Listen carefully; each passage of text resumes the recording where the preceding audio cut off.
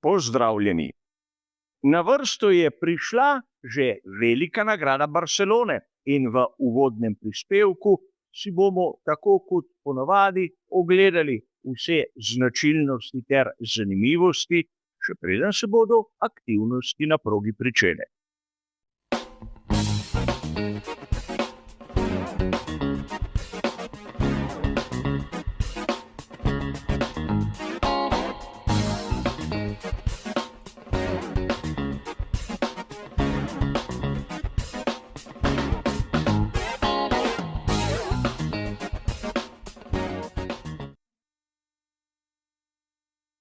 Kot običajno bo tudi tokratni uvodni prispevek razdeljen na 3 med seboj dobro ločene dele. V prvem si bomo ogledali, kaj se je na veliki nagradi Španije dogajalo lani. V drugem bomo našo pozornost usmerili k samim lastnostim proge v Montmelorju in v tretjem bomo nekaj minut porabili še za vremensko napoved. A preden začnemo s tistim, kar se je na progi zgodilo lani, mi dovolite, da razjasnim nekaj zanimivih podrobnosti. Verjetno ste opazili, da se prispevek imenuje Velika nagrada Barcelone. In pred nekaj sekundami sem poudaril, kako je lani tu bila Velika nagrada Španije. A dobro vemo, Velika nagrada Španije bo od letošnje sezone ona, ki jo bomo spremljali na novi progi blizu Madrida. Zato naj vas to ne bega, če boste v istem prispevku slišali Veliko nagrado Španije in Veliko nagrado Barcelone. Vse je odvisno od tega, o kateri sezoni govorimo. In drugič, ker je proga ekipam dobro znana, konec koncev, tu smo imeli ona prva zimska testiranja letos, bomo videli, da na prvem prostem treningu bodo kar pri 7 od 11 ekip nastopili novinci. Tako bomo videli, da pri Mercedesu bo nastopil Friedrich Vesti, pri McLarenu Leonardo Fornaroli, pri Red Bullu Iwasa. Ne smemo pozabiti, da pri Ferrariju bodo uporabili Beganovića, medtem ko Williams bo vpoklical Browninga.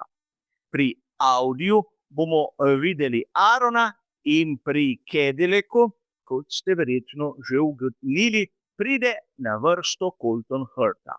Tako da tudi prvi prosti trening vas ne sme zmesti. Tu ekipe dobro poznajo razmere in zato si lahko z lahkoto privoščijo, da en voznik na prvem prostem treningu malce počiva. In tokrat je treba povedati, da si bomo najprej ogledali, kaj se je zgodilo na veliki nagradi Španije lani.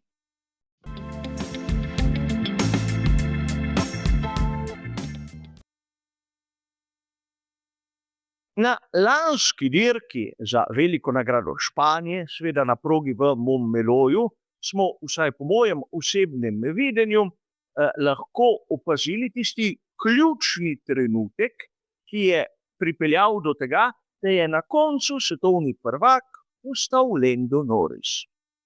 Najprej je treba poudariti, da na kvalifikacijah in na dirki je bil najboljši Oscar Piastri. Poleg pole positiona in zmage je odnesel tudi najhitrejši krog.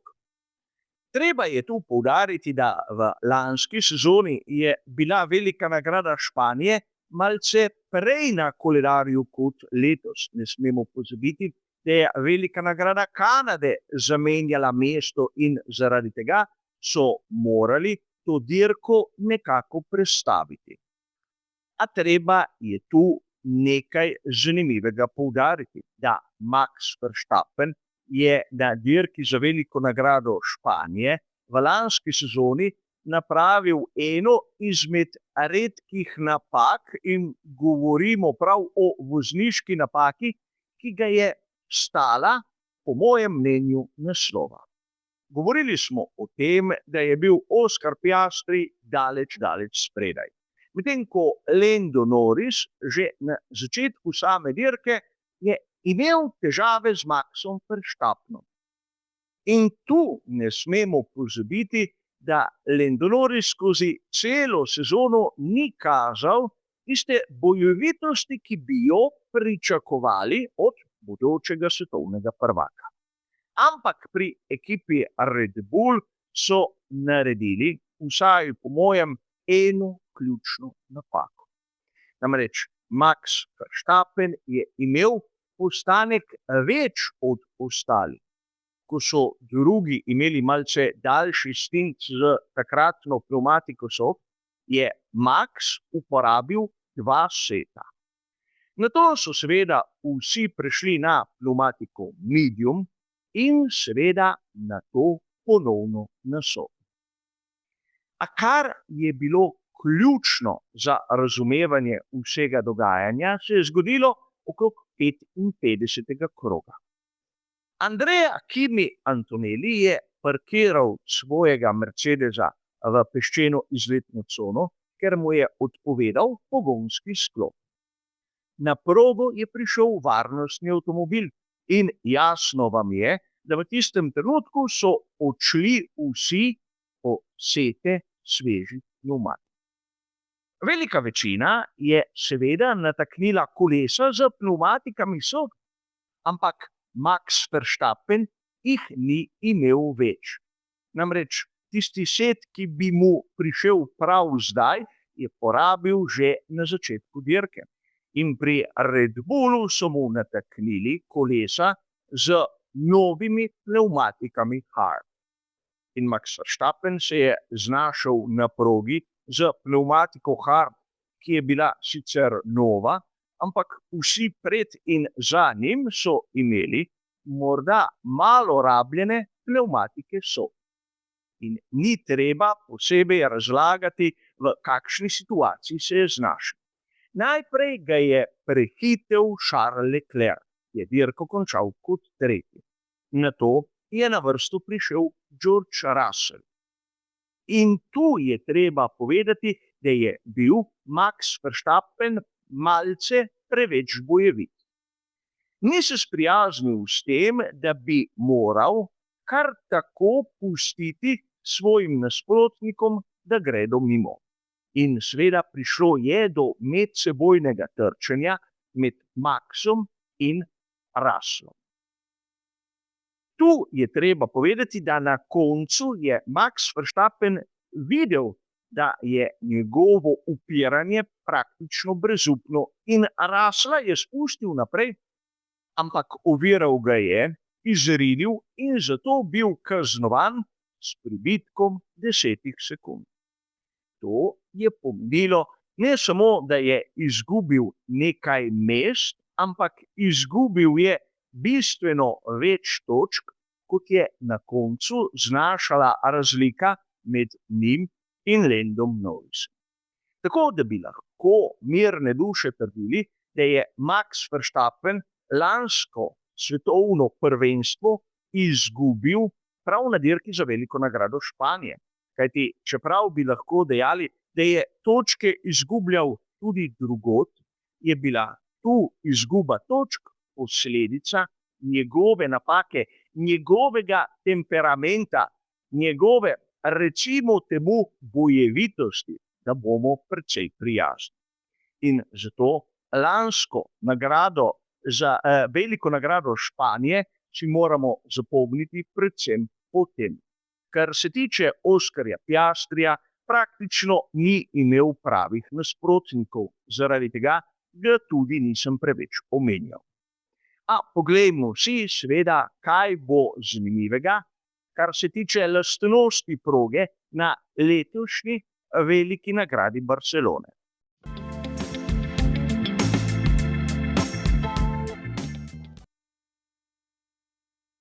Tu moramo najprej pogledati, kakšna je skica same proge.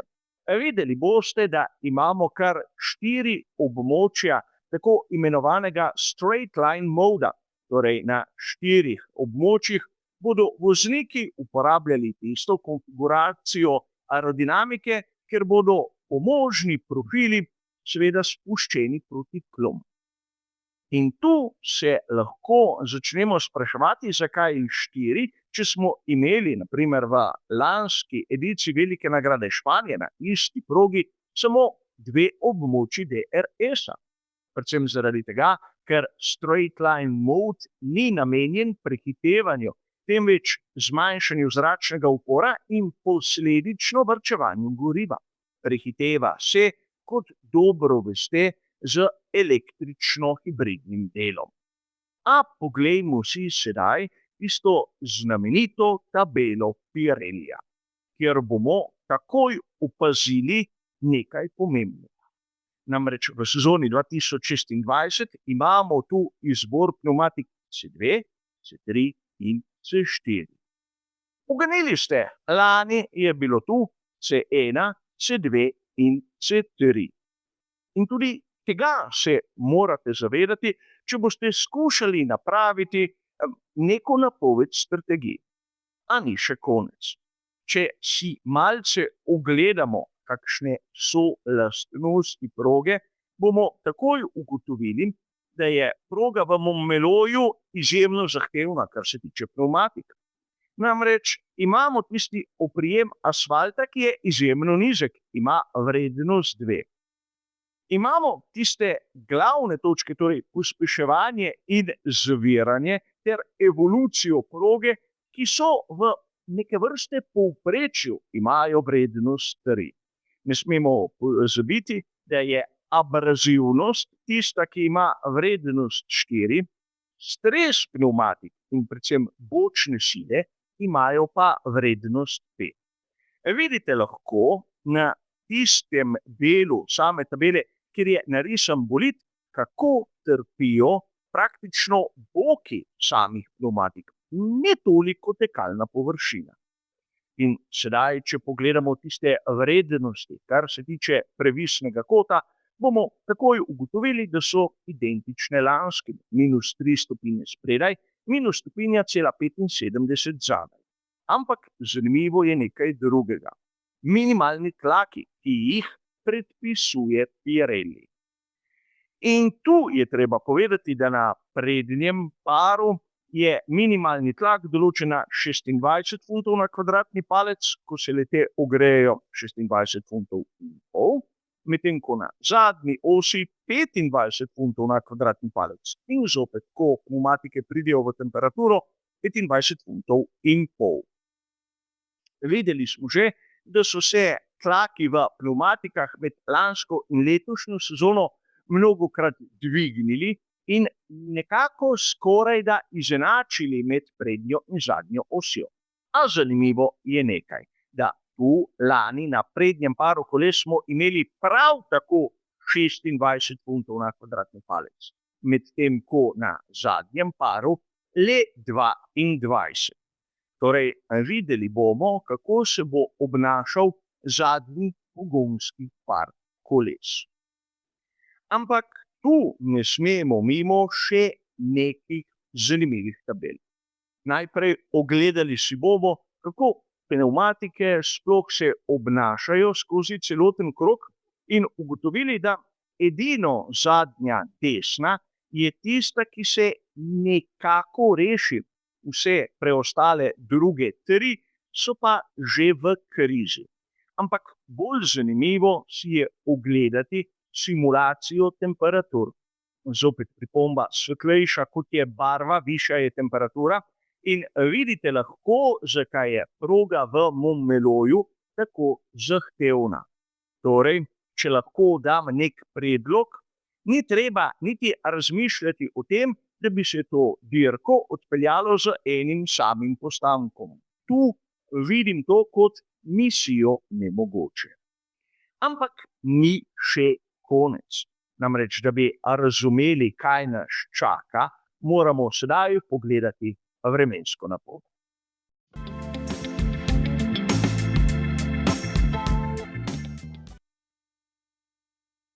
In tu bi po svoje lahko dejali, da je vremenska napoved po eni strani izjemno enostavna, ampak po drugi za ekipe peklensko zahtevna. Namreč enostavni del nam govori, da bo sončno v petek, soboto in nedeljo. Možnost dežja ali kakršnihkoli drugih padavin je enostavno enaka nič. Ampak temperature bodo visoke. V petek med 16 in 28 stopinj Celzija, v soboto med 18 in 32 stopinj Celzija, ter v nedeljo med 20 in 34 stopinjami.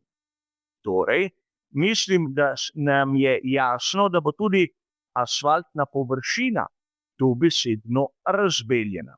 Pričakujejo se temperature asfalta, ki bodo nad 56 stopinjami Celzija. Sedaj, če pomislimo, da imamo za stopnjo mehkejše pnevmatike, nam je tudi jasno, zakaj je to tako pomembno. Namreč više kot so temperature, tršo mešanico se rabi. Ampak toliko o tem. To je vse, kar sem pripravil za tokratni uvod k veliki nagradi Barcelone. Hvala za vašo pozornost in nasvidenje.